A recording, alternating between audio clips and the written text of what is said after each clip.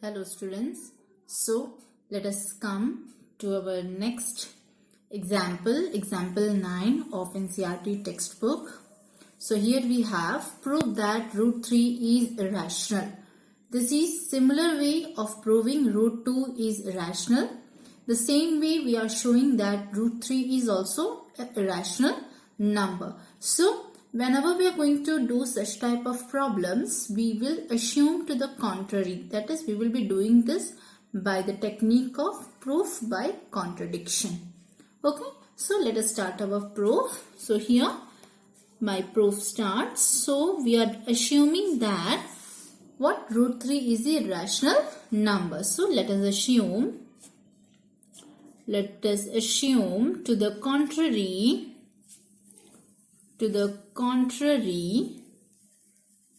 that root 3 is rational.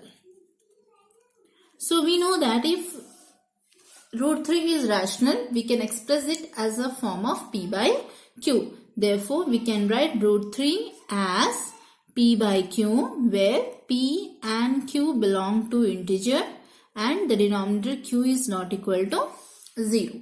Okay, so now what are these? We will suppose that the denominator and numerator has a common factor other than 1. So we will divide that with root 3 to get a new form, right? So what we will suppose? We will suppose that p and q has a common factor other than 1. So suppose that p and q have a common factor other than 1. So I can write root 3 in the form of a by b. Yes, so when you are dividing with some other common factor other than 1, you will express root 3 in the form of a by b, where a and b are co-prime. Yes, so I have told you the definition of co-prime before when we were proving for root 2. Yes, so they both have only common factor as 1. Yes, now if root 3 is expressed as a by b, yes, now we will cross multiply. So what will I get? B root 3 is equal to a. Yes, now we will square the given, yes, on both the sides. So squaring both sides,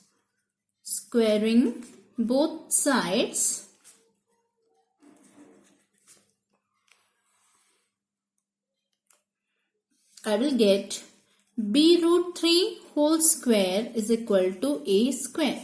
Yes, this implies I will get b square into 3. Yes or no?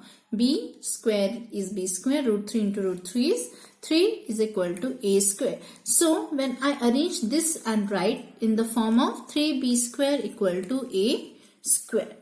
Yes, so I have written this as 3b square is equal to a square. Now let us mark this as equation number 1. Now you can see that the prime 3, yes, I can write this as b square equal to a square by 3. Yes, so now we have addressed this as a square by 2. Yes or no? Now we can write this in the form of what? From theorem number 1.3, we can say that 3 is a prime and it divides the square of a positive integer, then the prime 3 divides the positive integer itself, right? So from theorem 1.3, what will I get? So from theorem 1.3, I will get that what? If my 3 divides a square, implies what? 3 divides a. Yes, so this is what our theorem 1.3 states. So if P is a prime number, it is dividing A square, then P divides A. Right? So same we are showing here also that 3 is dividing A square. It implies that 3 divides A. Right? So what you got? You got that to A you are having a factor 3 other than 1. So 3 is dividing A, means 3 is a factor of A. Yes, so from here we got 3 is a factor of A. Now we have to show 3 is also a factor of B, and for that what we are doing? We will express A. We have to eliminate A. Yes, so we will express A in terms of some other integer. Yes, multiply to the prime 3. So here since 3 is the prime, we are multiplying some other integer with 3. So what we will write? We write, yes, A in term of some other integer and with the product of the prime. So here my prime is 3 and I have taken some other integer C. So C is other integer. I hope you have understood this step. Yes, so since my prime factor here was 3, therefore I have eliminated A, yes, with respect to the other integer with the product 3. Yes, so A I am expressing it as 3C. So I can write A as 3C and let me denote this as equation 2. Now you will substitute equation 2 to 1. So substituting 2 in 1.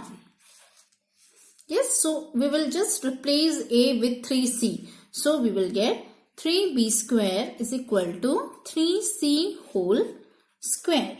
Right? So I will get 3B square is equal to 3 square is what? 3 square is 9. Yes, and C square.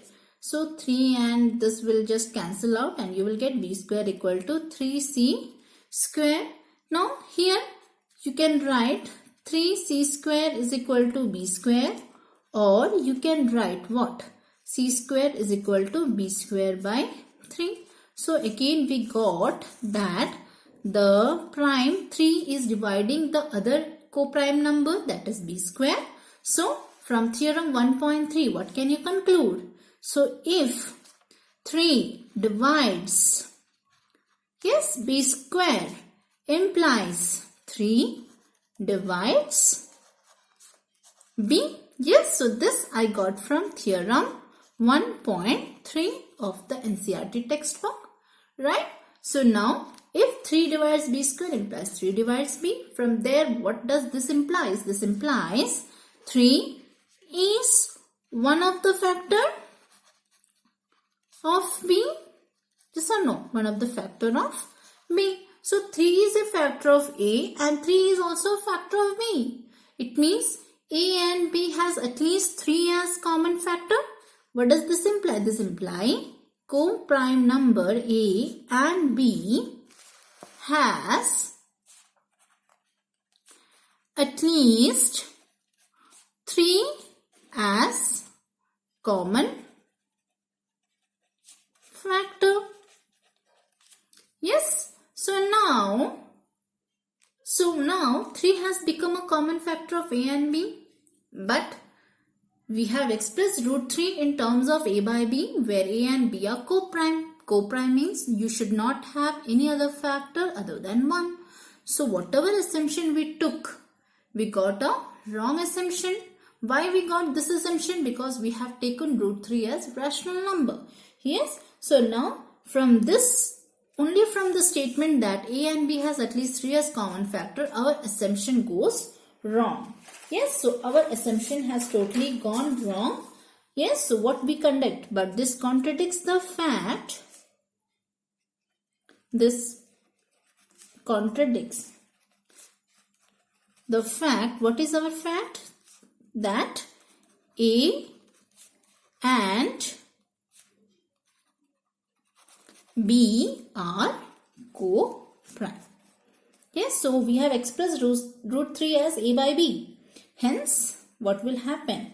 Hence, our Yes, assumption of root 3 as rational is wrong. Therefore, what we will get? Root 3 is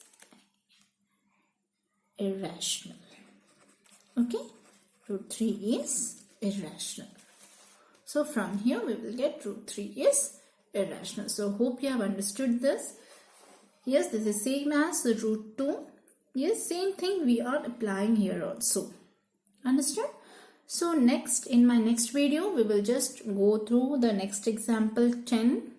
Okay, and we will see the properties of the rational and irrational number when combined. Yes, with some difference and product. Yes, and that will be shown in my next video, and hence we will show that property and we will prove 4 such type of theorems. Okay, thank you.